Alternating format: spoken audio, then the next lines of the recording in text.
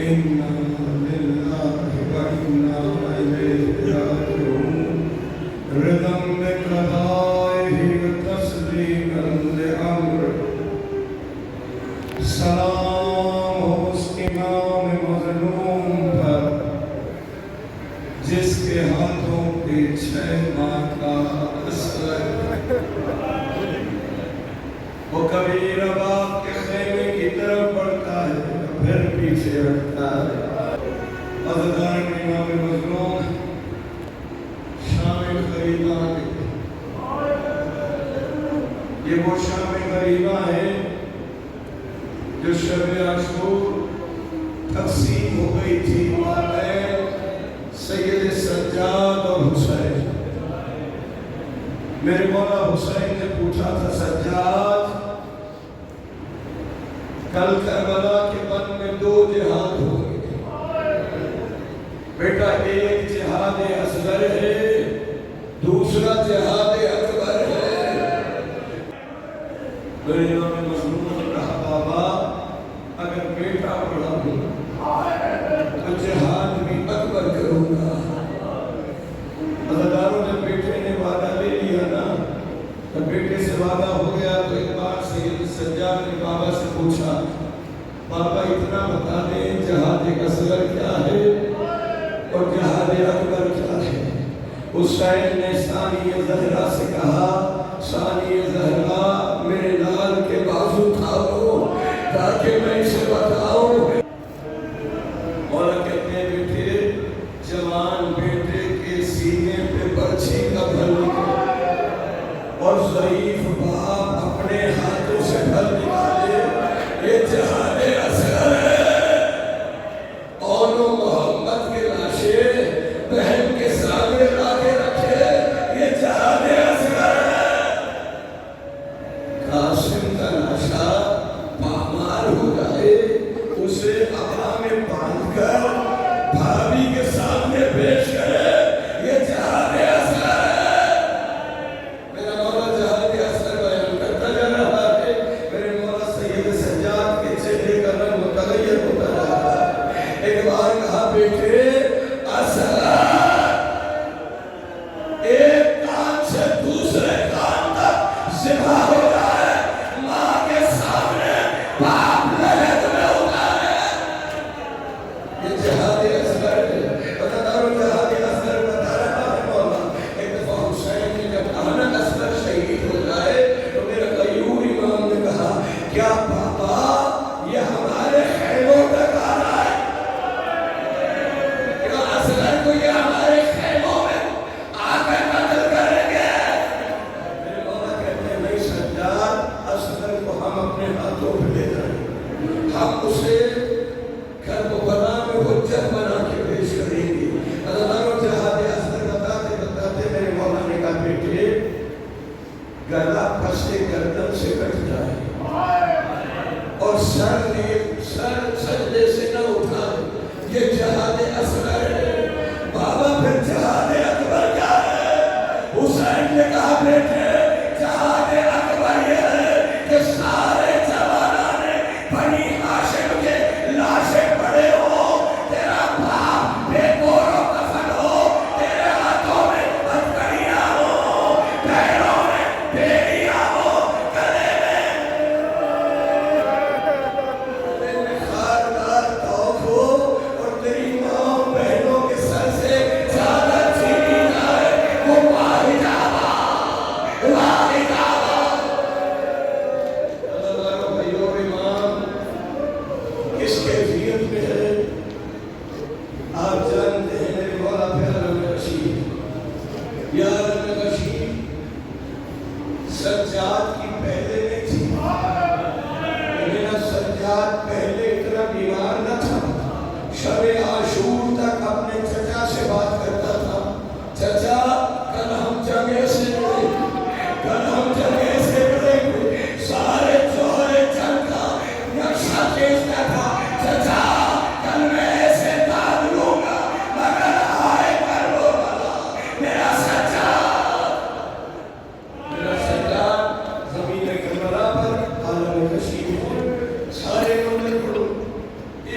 اتنا بس دو جملے کہہ کر مولا کی رخصت کا حال بس اس کے بعد شام غریبہ آپ کے سامنے پڑھنا چاہ رہا تھا.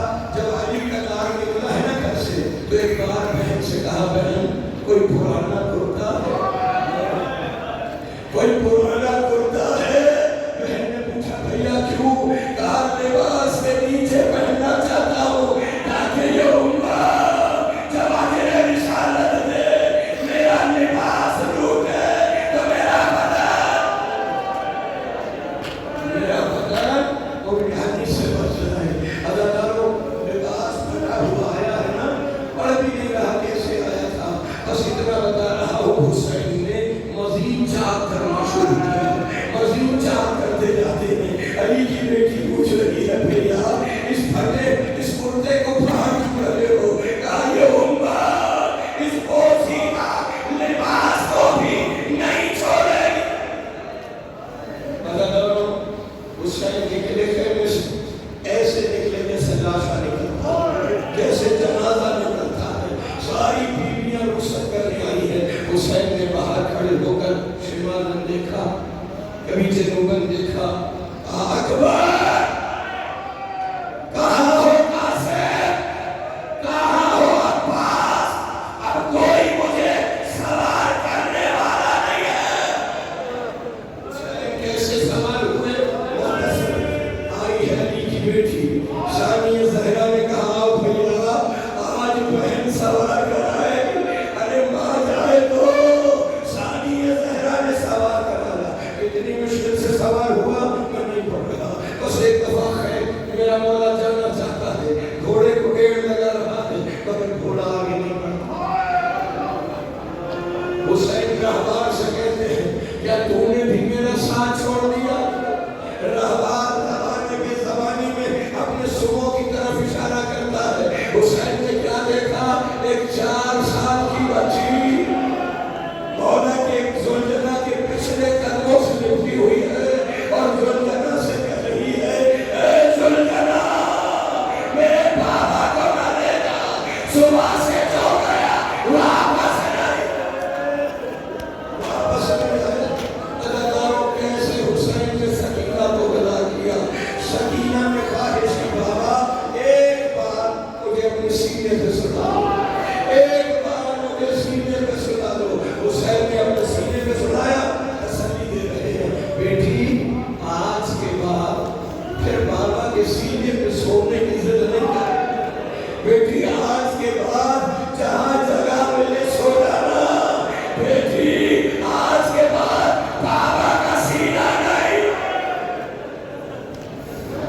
آج کے بعد اصغر ہمارے پاس ہوئے گا اور تم ماں کے پاس ہوگی.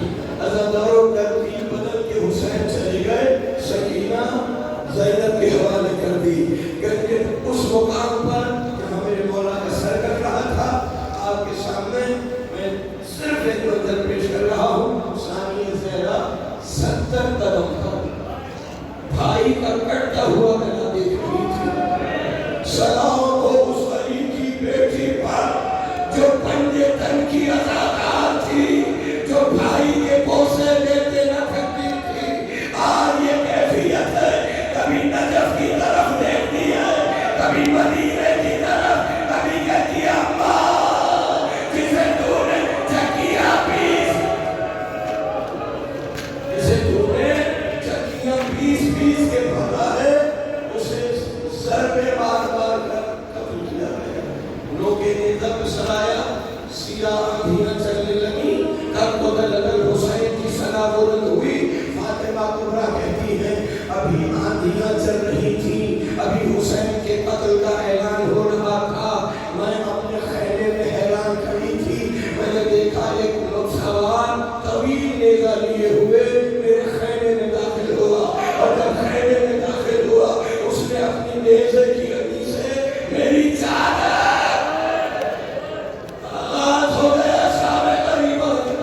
حسین مارے گئے, علی کی بیٹیاں تنہا ہو گئی.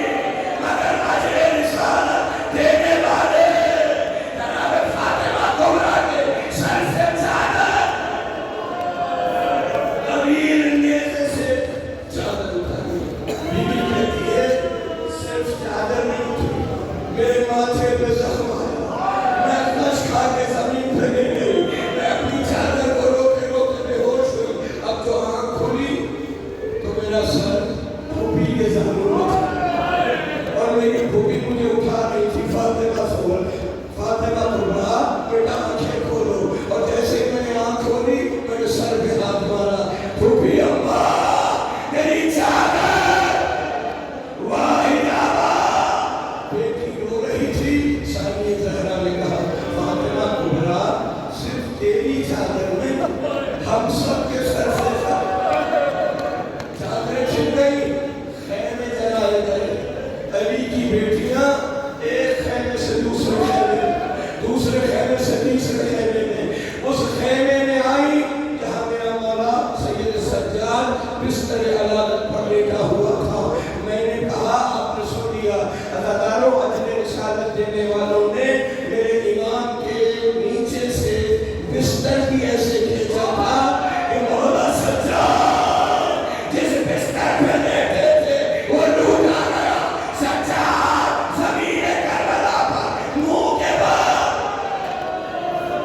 اپنے رخسار کے بل لیٹے ہوئے ہیں۔ جب آخری خیمے میں بیویاں جمع ہوئی، بیویوں نے آواز دی سجاد میرے لال آنکھیں کھولو، سید سجاد بیٹا آنکھیں کھولو، مگر سجاد عالم غشی میں ہے۔ بس ایک بار ثانیہ زہرا نے کہا اے وقت کے امام اپنی آنکھیں کھولو۔ رات کی غیرت یاد ہے جب علی بن حسین نے بابا کو بلا کے کہا تھا بابا یہ آپ کے اصحاب کی تسبیح و تحلیل کی آواز اتنے قریب سے آ رہی ہے، کیا آپ کے اصحاب کے خیمے ہمارے خیموں سے بہت قریب ہیں؟ مولا نے کہا بیٹے میں نے حفاظت حرم کے لیے خیمے قریب کیے ہیں۔ میرے قیوم امام نے کہا تھا بابا پھر تو یہاں کی آواز بھی وہاں جا رہی ہوگی، بابا خیمے دور کر دے۔ میرے مولا سجاد کو جواب دیا تھا سجاد آج ہماری امامت کی آخری رات ہے، کل تمہاری امامت کا آغاز ہوگا، جس کا خیمہ جہاں جائے، جس کا خیمہ جہاں چلے لگا دینا۔